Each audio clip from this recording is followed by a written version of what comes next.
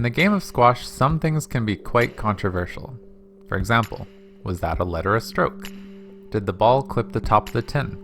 Was that a double hit? It's understandable that these things can be debated because in some cases it's nearly impossible to make a judgment either way.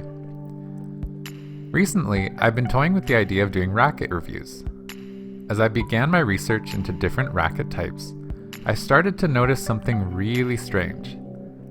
50% of the sites I visited claimed that this was an open throat racket and this was a closed throat racket.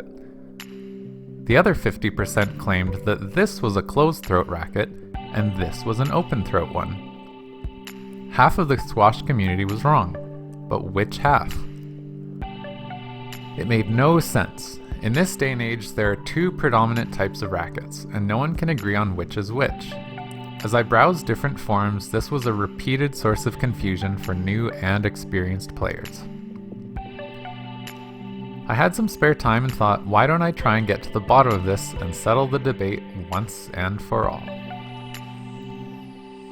My investigation began by looking at various squash training sites, racket manufacturers, and racket distribution websites. I started to tally which side of the debate each website was on. I was hoping that the vast majority would agree, and there would only be a small handful of websites that were wrong. However, for every coach or website or video that said this was an open throat racket, I could always find another site that said this was an open throat racket. This was getting me nowhere. Next, I thought, why don't I start looking into the history of racket sports in general? Up until 1980, nearly all squash rackets looked much like the ancient monoshaft tennis rackets, where you had a small oval or circular shaped head joined to the racket shaft by a tiny throat.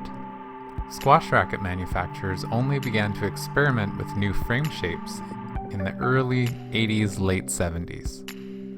Tennis racket manufacturers began experimenting with different racket types much earlier, nearly 70 years earlier. This is where our answer lies. By definition, the racket head is the playable area where the string bed lies. The throat of the racket is the region that connects the racket shaft and handle to the head. I found a patent for one of, if not the first, open throat tennis racket. This patent was filed in 1914. I'll read a short quote from the abstract. My invention consists in providing the racket with an open throat, as at C and A, strengthening throat piece D extending between the lower limbs of the frame, and peculiarly inserted so as to increase the gluing surface and secure the greatest possible strength and stability.